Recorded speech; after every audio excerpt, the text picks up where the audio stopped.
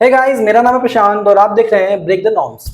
दोस्तों, अर्पित और अयान क्लासमेट थे। दोनों साथ में कॉम्पिटिटिव एग्जाम की तैयारी कर रहे थे। उन्होंने नीट का एंट्रेंस एग्जाम दिया।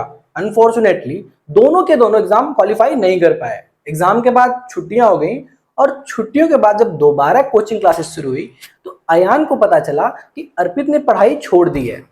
दरअसल एग्जाम क्लियर ना होने के बाद अर्पित काफी टेंशन में था और यहां तक कि उसने सुसाइड अटेम्प्ट भी किया। इस वाकये से उसके फैमिली वाले इतना डर गए कि उसकी पढ़ाई ही छुड़ा दी। इस बात का अयान पर बहुत गहरा असर हुआ।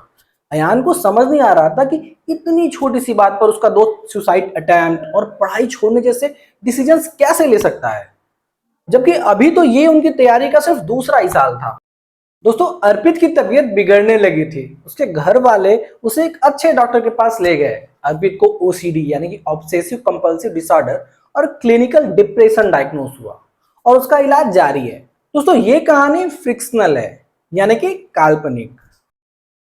सॉरी दोस्तों, लेकिन असल जिंदगी में भी हम देखते हैं कि एक ही तरीके की प्रॉब्लम में एक इंसान अर्पित की तरफ बहुत ज्यादा परेशान हो जाता है, यहां तक कि कोई एक्सट्रीम स्टेप उठा लेता है। वहीं दूसरा इंसान अयान की तरह बिल्कुल असहज नहीं होता और टाइम के साथ इजीली मूव ऑन कर लेता है। जनरली हम उसे कह देते हैं कि वो आदमी मेंटली बहुत स्ट्रांग है या फिर इमोशनली बहुत स्टेबल है। दोस्तों, सच भी यही है। कुछ लोग in comparison to others emotionally ज्यादा स्टेबल होते हैं। लेकिन क्या आपने कभी सोचा है कि ऐसा क्यों होता है? क्या लोगों को कोई स्पेशल ब्लेसिंग मिली हुई है या फिर जन्मजात वो ऐसे हैं?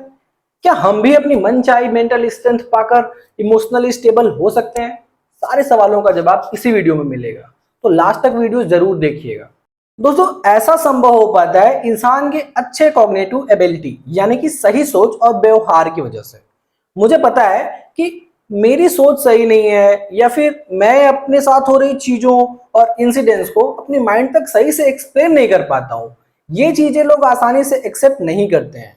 आमतौर पर अपनी सोच पर उंगली उठाने को लोग अपने किरदार यानी कि पर्सनैलिटी और कैरेक्टर पर उंगली उठाने जैसा समझते हैं, लेकिन ये दोनों चीजें बिल्कुल अलग है। इंसान की सोच बड़ी मिस्टिकल चीज होती है और ये चाहते या ना चाहते हुए भी human evolution, past learning, perceptions, family और वर्क प्लेस एनवायरनमेंट से प्रभावित होती ही रहती है। दोस्तों, इतना तो हम सभी जानते हैं कि कोई भी परफेक्ट नहीं होता। हम में से हर किसी का सोचने का अलग अलग तरीका होता है। हमारी सोच के तरीके में कुछ न कुछ गलतियां तो हम सभी करते हैं, लेकिन अगर ये गलतियां हद से ज्यादा बढ़ जाएं तो हमारे लिए नुकसानदायक हो जाती हैं। ये हमारी सोच और फिर भावनाओं को प्रभावित करके हमारी क्वालिटी ऑफ लाइफ को इफेक्ट करती है। सोचने के इन विकृत तरीकों को कॉग्निटिव डिस्टॉर्शंस कहते हैं। दोस्तों, कॉग्निटिव डिस्टॉर्शंस का जो टर्म है, इससे हमें इंट्रोड्यूस कराने वाले पहले इंसान थे महान मनोवैज्ञानिक डॉक्टर एरेंटी बैक। दरअसल कॉग्निटिव डिस्टॉर्शंस एरेंटी बैक के रेवोल्यूशनरी वर्क सीबीटी का एक मेजर पार्ट है।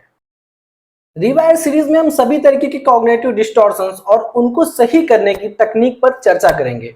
तो आइए जानते हैं कि कौन कौन से कॉग्निटिव डिस्टॉर्शंस होते हैं जिनकी वजह से फियर, एंजाइटी, होपलेसनेस, हेल्पलेसनेस जैसे खराब इमोशंस ना चाहते हुए भी हमसे जुड़ जाते हैं। Jumping to the conclusion, all or nothing thinking या black and white thinking, minimisation, magnification, over generalisation, disqualify the positive, victimhood, perfectionism, day dreaming and magical thinking, ये कुछ बड़े जो मेजर कॉग्निटिव डिस्टॉर्शंस हैं, इनका नाम है।